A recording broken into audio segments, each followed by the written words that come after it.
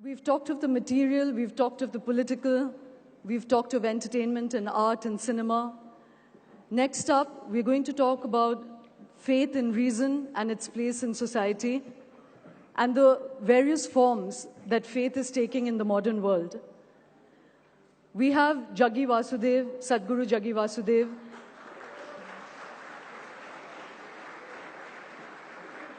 the head of Isha Foundation that has centers across 160 cities across the world, 2 million volunteers, and a following that is passionate and urban and mystical. With him, we have Javed Akhtar, lyricist, scriptwriter, legendary man of cinema, but also somebody who is a committed and fierce rationalist. Both of them will be talking about the space for faith and reason in our society. Please welcome them on stage.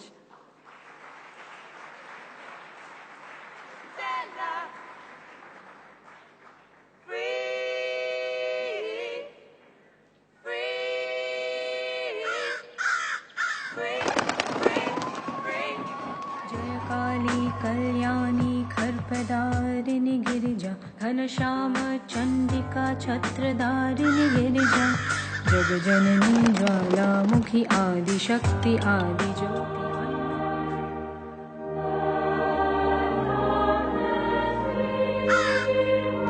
I was hungry and you gave me to eat. Hungry not only for bread, hungry for love.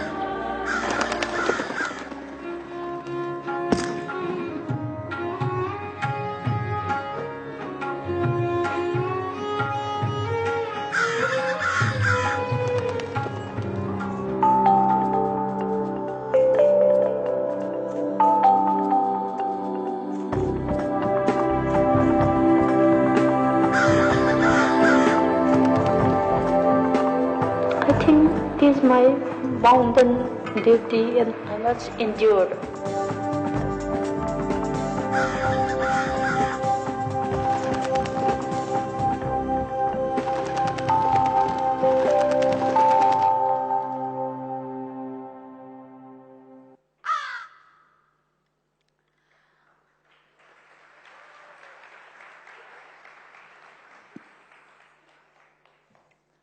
I'd like to start with you, Sadhguru. You have a passion for snakes, SUVs, bikes, helicopters, adventure travel. You have a flair for entrepreneurship. Your passion is the construction business, and you're a Sadhguru. Can you spell out what is the core philosophy of your foundation, of your practices, and how do these two aspects of you sit together? Good evening, everyone. First of all, let me correct that. I have no passion for snakes or SUVs or helicopters. I'm just passionate about life and just about anything that I do. It's not about this or that. I do not know how to do anything without absolute involvement. So passion is a word that people attach, but it's just that, just about anything that I do, I do not know how to do it without absolute involvement, because it's only with involvement one knows life. It doesn't matter whether you're doing business or art or music, spirituality, it doesn't matter what you're doing. If you're not involved, you'll miss it all. So, I'm just involved. These are all names that people attach. These are only a few things that people have seen. Well, I'll come back to this strand of materialism sitting well with spirituality, but before that, you say that your philosophy is not even a teaching, it's a technology, and it just works. What is that? Can you articulate it, and what does it mean when there doesn't have to be personal endeavor? One doesn't have to be a learner, but you can just achieve a technology. So there is no philosophy, because generally philosophies are just fantastic explanations for those aspects of life which can never be explained. So essentially, we're here. Whatever you think about it is just your thought. But the fact of it is, if you look at this, as a human being, this human mechanism is the most sophisticated technology on the planet, isn't it? Whatever other gadgets that we have, they all come out of it, out of this one. This is the most sophisticated mechanism.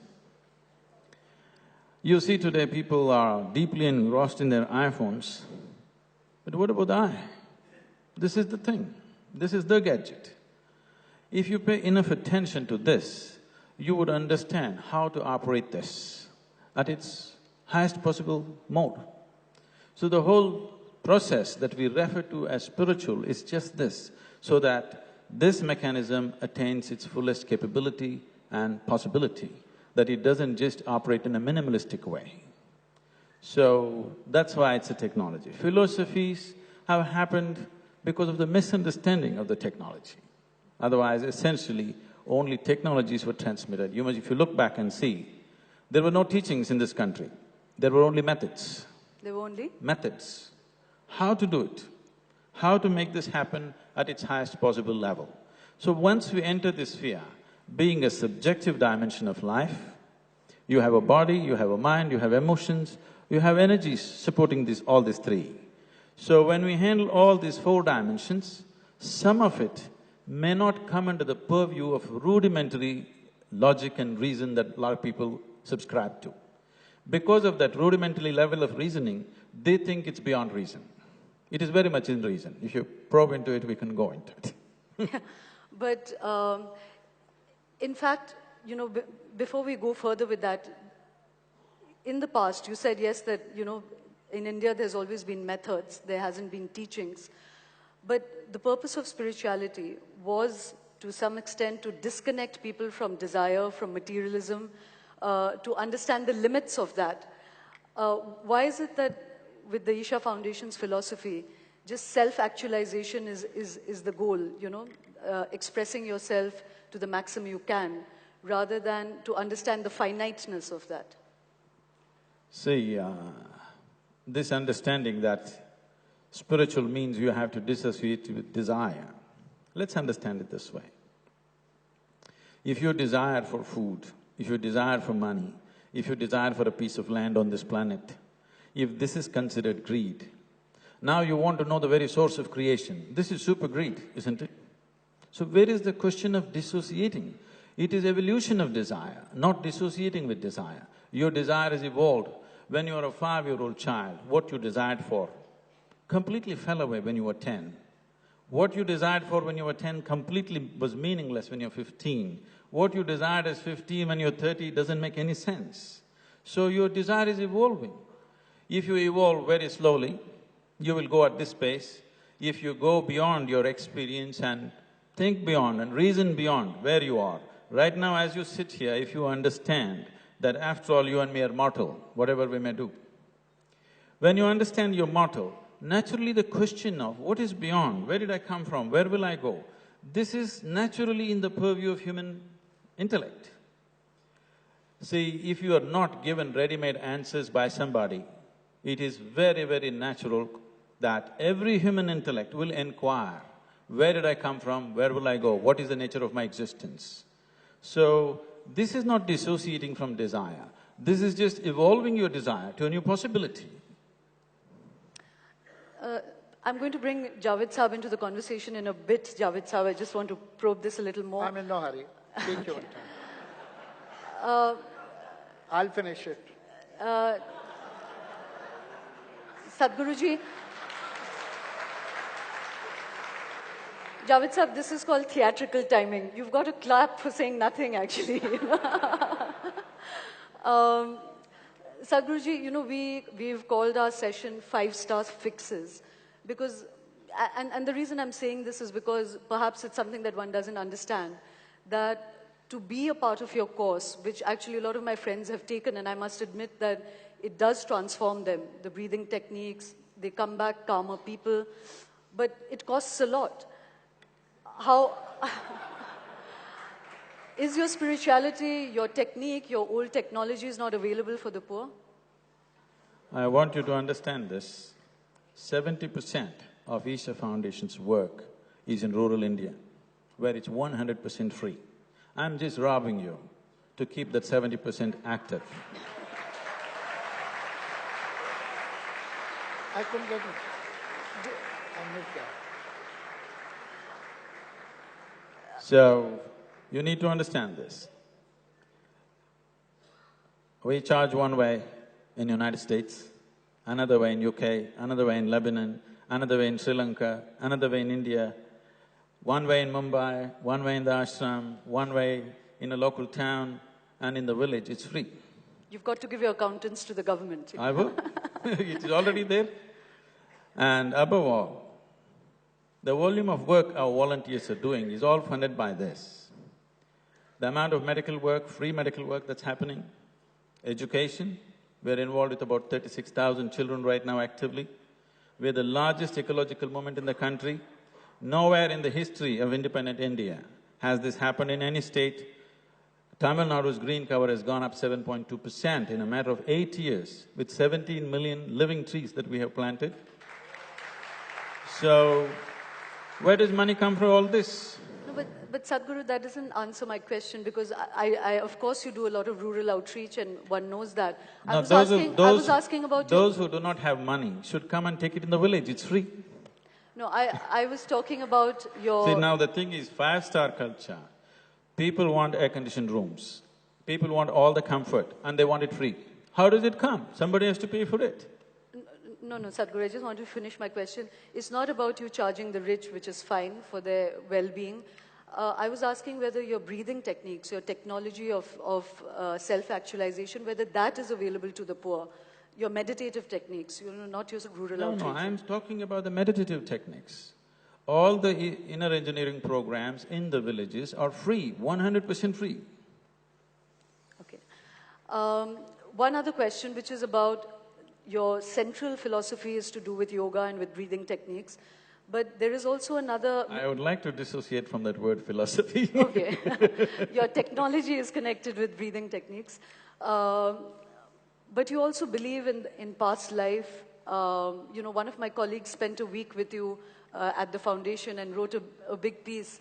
And he said that there people feel that they can see disembodied selves, that, your wife you felt was a sister from the past life. We've had James Randi here, who was shooting through this kind of faith system. And you said something very interesting to my colleague, when he was being skeptical about this whole idea of past life and seeing spirits that are disembodied. You said the reason you disbelieve all this is because your mind is in the UK in Greenwich Mean Time, and not in India. So is it really about conditioning of minds? It is not about conditioning of minds. Let's look at it this way. When you were born, you were not made like this, isn't it? You were so small. Now this much happened. How? So what you call as my body is an accumulation. Yes? Is an accumulation? It's an accumulation. It's just a piece of planet that you accumulate through the food that you eat. What you call as my mind is a heap of impressions which you also accumulate over a period of time.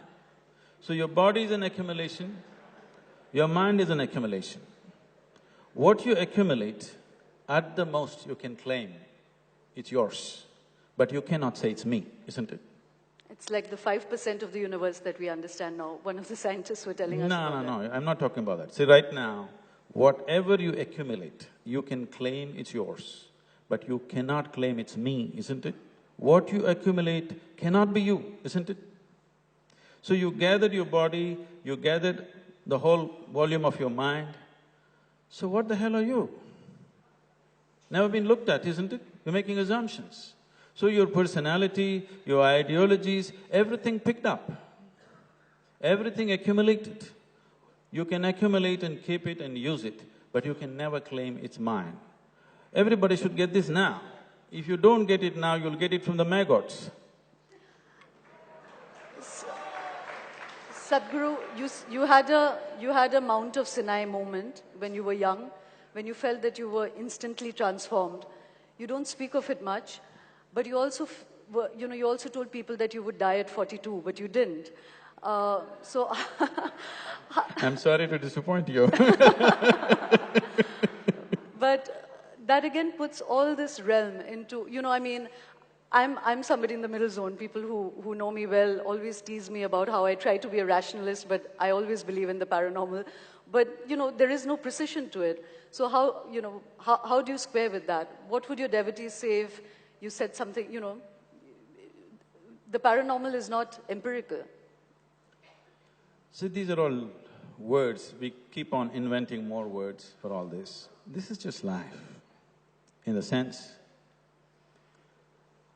Now, when you talk about past lives, present lives, I always tell people, do not ever believe these things.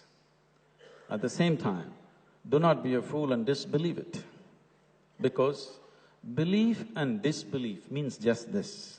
You believe something or you disbelieve something essentially means you are not straight enough to admit that you do not know. You have not understood the immensity of I do not know. Because I do not know is a tremendous possibility.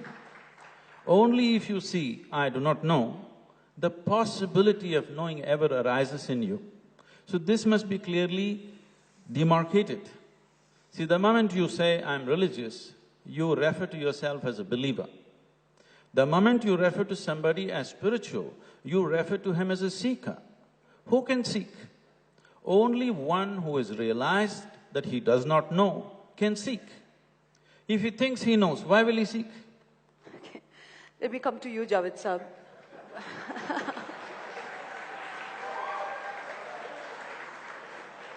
Now starts a seeking. Javed Sahab, you have to not be theatrical with me. Okay. We live in a country Yeah. of great faiths. You are part of a creative space that very often expresses stories through faith. You're a committed rationalist, you know. If we see the finiteness of faith, would you accept that there's a finiteness to just reason as well? First of all, I think before starting any discussion, one should always decide on the meaning of words. Maybe you mean something by faith and I am understanding something else. What is faith? And what is the difference between faith and belief? I believe I am in Goa. I believe there is a place called North Pole. I believe that Ethiopia is a poor country. I believe that Germany is a rich country. Is it my faith? Why it is not my faith?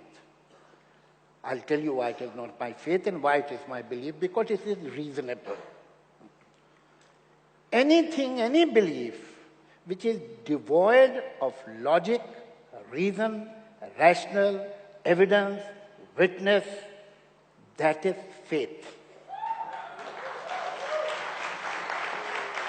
Anything which is devoid of all the logic, all the reason, all the rational, all the witness, all the evidence, that is faith. And I really wondered what is the difference between faith and stupidity, because that is, stupidity has the same definition. I am willing to accept belief, but it has to have some rationale, some reason.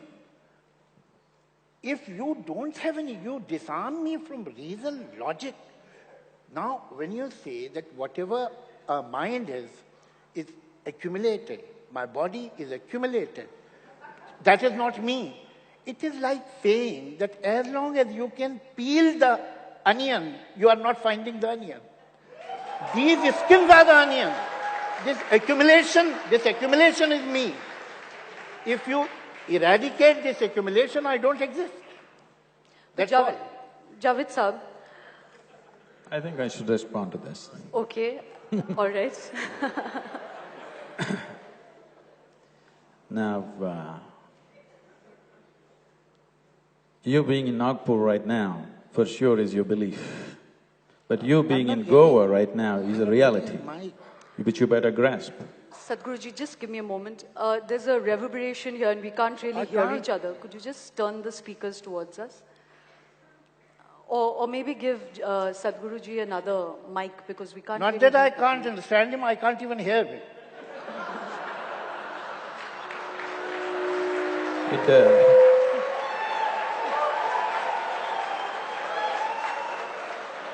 I don't know about the battle between faith and reason, but wit certainly has its place in society.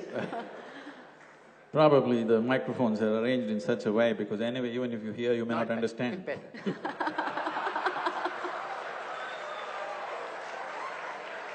Thanks for the compliment, sir. Gayatri? Yeah, sir, it'll have come on.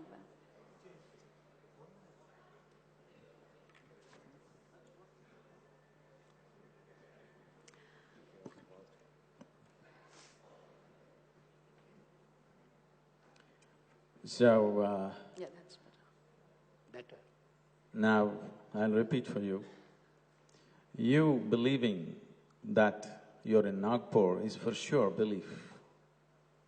But you're in Goa is a reality. Whether you believe it or you don't believe it, that's how it is. So there is a difference between reality and belief. If you think whatever you believe is true, I want you to understand, we can make you believe just about anything. If you work hard enough on you, we can make you believe anything. And when you believe just about anything, that is what we are referring to as faith. Or it's passing off as religion or faith. We'll come to this. Now… No, just a second. I'll have Javed to… sir, No, may I remain the lecture. moderator? Javed I'll sir. get the point, sorry. Javed I sir. have to answer this. No Javed lecture. sir, let me be the moderator. One point, Javed sir. I'll answer it. Yes, but let me… I will. No parivachans. I will. May I… Our beliefs can be wrong. May I Our retain… beliefs can be wrong, Sir, maybe based on wrong logic. The people wrong in the reason. audience, may I it can be retain… corrected. But Javed sir, faith just a cannot minute. be corrected because it is not based on any logic. May I retain the aesthetics? May I retain the aesthetics of this session? I really don't need anybody telling me that I'm not going to let him talk. I will let him talk. Can we please keep the aesthetics of this alive? So this whole presumption and the way this is going is coming from a certain fundamental presumption. Because even when I met Javed Sahab last time, he was telling me that some guru told him not to use his mind. I do not know which guru said this. One thing is clear, the advice has been taken seriously. Javed sir, Why have you taken it seriously? why have you taken him seriously? I promise you, Guruji, I have never taken any guru seriously. I have not taken any guru seriously, I promise you that. In the rich tradition of the argumentative Indians, Yeah. it remained with the argument, it never got personal, both of you. So I just wanted to come back, Javed Sahab, to this whole issue of the finiteness of reason. You know, we just saw Ramanujan, for instance. He was intuitive. He didn't know how he arrived at that math, but he arrived at it. I have absolutely no argument with the fact that reason is the highest condition of man as we understand it. But is there not space for something beyond our empirical understanding? Of course there is. But there is no halo around it. There is nothing like spiritual about it. When you look at the fan, and that the fan is running on full speed, you can't see the blades.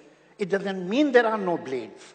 You know, when you think very quickly, you may not see the reason, but when you will sit back and analyze it, if the conclusion is right, then there is a logical step behind it. You have not seen it at that moment, because your conscious mind is not the only mind. You have many parts of the mind. You lose a key, and you try to remember, you can't, and then you're talking to somebody else, and suddenly you remember where you have kept the keys, because a part of your brain was working on it. So brain is a very complicated machine. Mind is the most sophisticated computer in this universe at the moment. So you have to understand the functioning. If Ramanujam understood it, he understood it in a language which he knew. Why he did not understand in Chinese or Hebrew? That is not possible. Ultimately, what will come from your mind. You are nothing but your mind. And if that is eradicated, you don't exist. But Ramanujan actually believed that the goddess was giving him that intuition. how do you reconcile that? Would you say that he was somebody… I mean, after all, he was a human being, so what? He couldn't be right all the time. Yeah. Sadhguru, before I come back to you, Javed Sahib, another function of faith is, you know, in its refined form, not as religion, not as public religion, but as faith, can sometimes be the impulse for also the most noble of human endeavor, whether it's in yes. art… There is no doubt about it. The faith can make you do wonderful things, and the worst thing possible. These suicide bombers are people of faith. If they would have been reasonable, they wouldn't have done that. But equally, Javed Sahib… So, faith is a blind power. Faith paralyzes your mind. And now you are capable of doing something exceptionally good and something exceptionally bad, but you are out of control. You can go either way. What about the ultra-rationalists, the communists, the Stalinist regimes? No, they are not rationalists. They are communists. They have faith. They believe in communism. I am not only against religion or spiritualism, which is the debris of religion. I am against faith. If communism is your faith, then you are as bad as a religious person. That's well put, sir. So what do you live with then? If you don't live with a belief system, what do you live with? You know, you're talking of extremities, but how about common sense?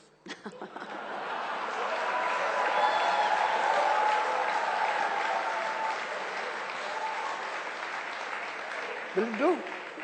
It'll do for the moment. Okay. I'm going to come back, Javed Sahib, with a scientific question for you, which is about stories. Human beings need stories to live with. You know, we've met a lot of scientists, a lot of astrophysicists. Even in science, there is the idea of the story. I don't know much about it, and if you question me too much, I'll falter.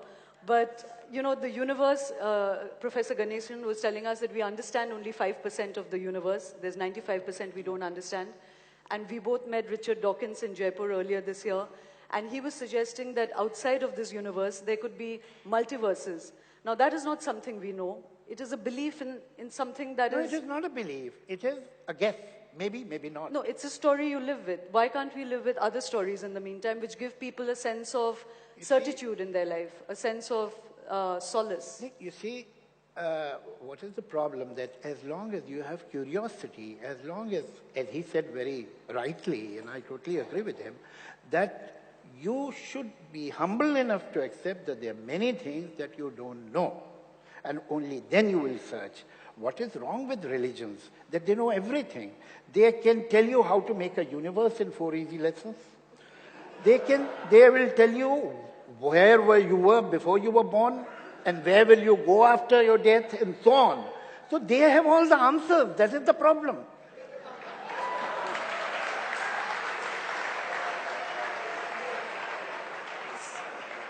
Sadhguruji, that's, you know, when you said that essentially the spiritual person is a seeker, why is it that gurus give the answers? I don't know which guru gave an answer. I haven't met one like that. If you met all the wrong ones, I couldn't help it.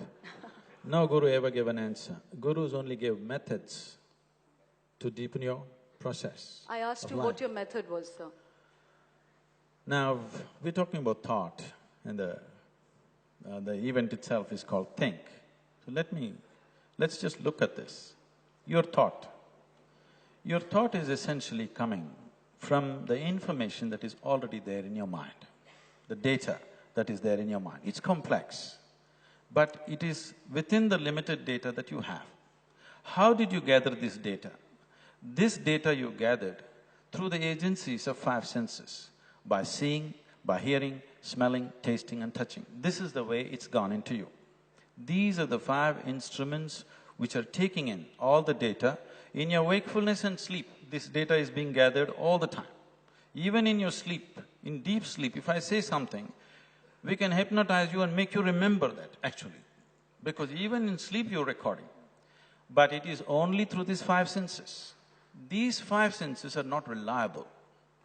In the sense, if I touch this table, my hand will tell me it's cool. But if I lower my body temperature and touch it, my hand will tell me it's warm. So it doesn't say anything about that. It only tells me the information that is necessary for my survival. If survival is all you're seeking, these five senses are okay. But if you're seeking something beyond survival, you need to expand the dimension of your perception.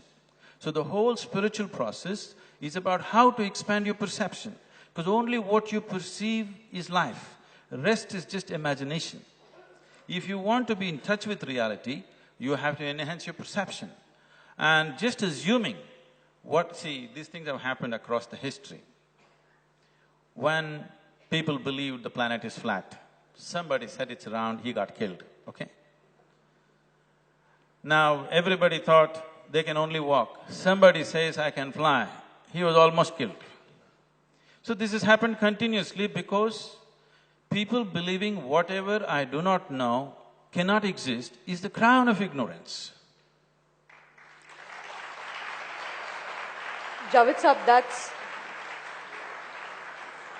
that's a volley that I hand to you. You know, that at every point in history, the limits of reality has been pushed by those who imagine or have faith in something that doesn't yet exist. Not at all, not at all.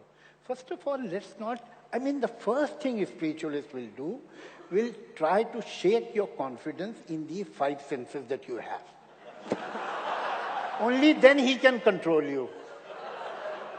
Now, if you think that you will believe on any other thing, then take a person, do an operation on him, disconnect him with his brain, and then let us see how he expands his personality. Whatever expansion happens, happens in your mind. And you cannot undermine it. And whoever suggests that that is to be undermined is playing a very dangerous game with you. Because then you will not have any discretion. How will you decide whether whatever he's saying is right or wrong? And whatever he's saying, he's using his brain. He doesn't want you to use your brain. From where this thought has come? Has it come from where? From where it has come? It has come from the mind. Even if you think that the mind is not everything, that too has come from the mind. If you don't trust mind, how do you trust this thought? Okay. But Javed Saab, you said the five senses. As a writer, as an artist, as a human being, don't you sometimes have a sixth sense about something? No, please understand. You see, there are, like between countries, there are no man lands. Between India and Pakistan, between India and China, there are no man land. Same way, between your subconscious and between your conscious mind, there is a no man land. And what happens that if you rely only on your current thinking, on your mind and brain is also like a house. Your mind, your conscious mind is your living room. But then you have other rooms, you have attics, you have bedrooms, you have basements within your brain. When you relax and you allow the other part of your mind to take over, then your conscious mind and your subconscious, they work together in partnership. And ultimately, something comes which comes from you, comes from your mind, but from that part of mind which more often than not you are not using. That's all. But it is the mind, ultimately.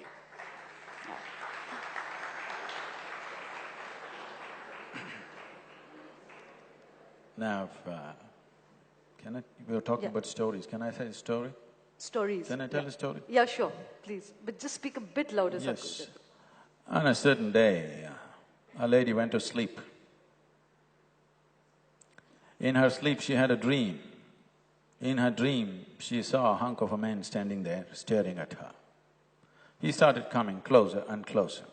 He came so close, she could even feel his breath. And she trembled, not in fear. And then she asked, "What will you do to me?" The man said, "Well, lady, it's your dream." Now, what happens in your mind is just essentially your dream. Just being in a constant state of flowing thoughts all the time, 24 hours, thoughts are flowing. This does not signify intelligence. This suggests diarrhea, mental diarrhea. Constantly, it is on and on and on. Now, if one has made an effort, one has strived to look beyond the firmament of the mind, one would know other dimensions. Simply denying that nothing like that exists because I do not know it is… I do not know, it doesn't need comments. Sadhguruji, but you just said that the five senses are unreliable, but just to come back to that detail… No, five senses being unreliable, let me come to this. Right now, what your vision, visual sense understands as light, many other creatures on the planet understand it as darkness, isn't it so? You sit with an owl and start an argument as to which is light and which is darkness, you'll end up with an endless argument. So who is right?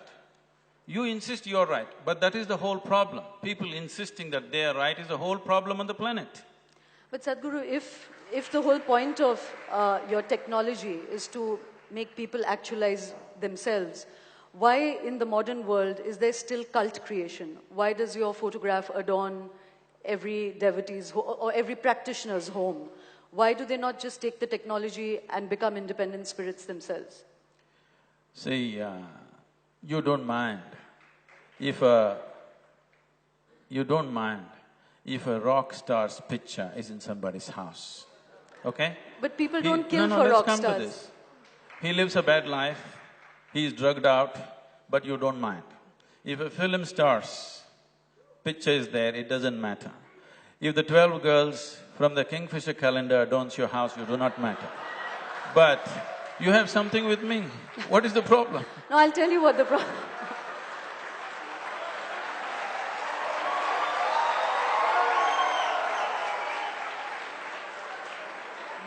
I'll tell you, Javed Sahab, I'll come to you, but I'll tell you what my problem with that is that by and large, what Javed Sahab was saying earlier, is that with the following of a guru, even if the guru doesn't want it, there is a giving up of oneself, there's a subjugation of one's own thinking to a guru, and that takes people sometimes to very dark places. You know, you're willing to kill for a guru, you may not be willing to kill for the film star.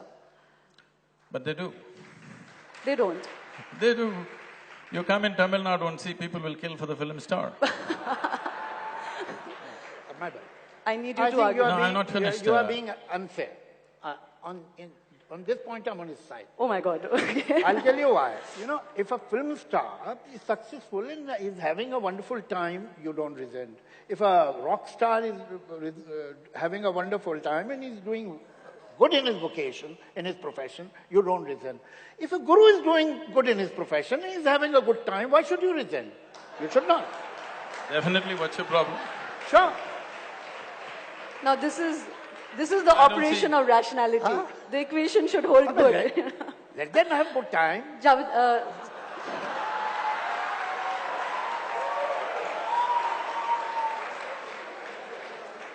Sadhguruji, one quick question. I think my colleague is going to ring the bell any minute. You know, I saw a film recently in America made by a young man, and it's called The True Story of a Fake Guru. He dressed himself up as a guru, and he went and he met a whole lot of people. He listened to their sorrows, he listened to their stories. He put 3 pictures in front of them. He brought them into this sense of ecstasy and elation, and they began to transform themselves. They completely believed in him, and they began to follow him. They felt that they arrived at a safe harbor. At the end of the film, and they're being filmed through this whole journey, at the end of it, he reveals himself. You know about him. He reveals himself. He's just a young man from Phoenix. What is the answer to that, Sadhguru? See, this is why I want you to make a distinction between faith and a spiritual process. Faith is just a set of beliefs. Spiritual process begins only when you realize that you do not know the fundamentals of your existence. A seeking begins. When a seeking begins and you find your sense organs and your logic only takes you to a certain point and it's not willing to help you beyond that, then when you come to a dead end, you know there is something beyond but you're at a dead end, then you will want to know a process. So then somebody who has experienced it will offer a process. This is all it is. Now, in society, it might have found all kinds of distortions. You're picking up a bad apple and talking about apples. Sadhguru, consumption in this universe, in this earth, is really becoming something unsustainable. What kind of spirituality is it that does not talk about the finite end of consumption? You know, even as a method, even as a process, that is not part of Isha Foundation at all. See, we are always trying to curtail human aspirations, it'll never work. If I tell somebody, don't smoke, don't do this, don't do that, they will not do that. They'll anyway continue to do it, or other kinds of compulsions will take them over. But if you teach them a method through which they're able to manage the chemistry of who they are. Today there is substantial medical and scientific evidence, it is no more belief system. There is substantial scientific and medical evidence. Today, research has gone into the University of California, has done an enormous research on the simple Shambhavi Mahamudra, the basic practice that we teach. 3 months of practice, the neuronal rejuvenation in your brain is 241% more than the average, okay? There are any number of things like this. Now, the chemical soup that you are, you can either make it very blissful or miserable. So if you are blissful by your own nature, then all the compulsiveness will naturally drop. Whether you're going shopping or you're digging up the planet or you're seeking something else, essentially it is just this. A human being is longing to be. A human being is longing to be something more than what he is right now. But if that more happens, he wants more. If you really look at it, a human being cannot settle unless he has all of it. If you want all of it, approaching it through physical means is a hopeless means. The desire is fine, but the method is hopeless. So spiritual process means you have offered him the right method, right process for the same desire. Javed sir, you wanted to say something? I really find it highly amusing. It's very interesting that it is in religion, it is in spirituality. The moment they find something in science which is compatible, they start respecting science. They say, look, now even the science has accepted it. But the moment science is opposing them, then it is not credible at all. And it is the history. There was a question which I missed that time, that we have to understand through spiritualism that why we are in this universe, what are we doing here? Why have we come here? I don't want to comment about anybody else's presence, but Guruji, I know why I'm in this universe, and the reason is unprintable. And the reason is? Unprintable. Unprintable. It is a pompous question that why I am in this universe. It is a pompous question what I am doing here. Have you ever thought of a mosquito? Why this mosquito is here in this world? Why this cockroach is here? There is, as far as life quality is concerned, there is no difference between a rodent and a human being, between a mosquito and a human being. The only difference is the mind. And this is the difference they want to eradicate.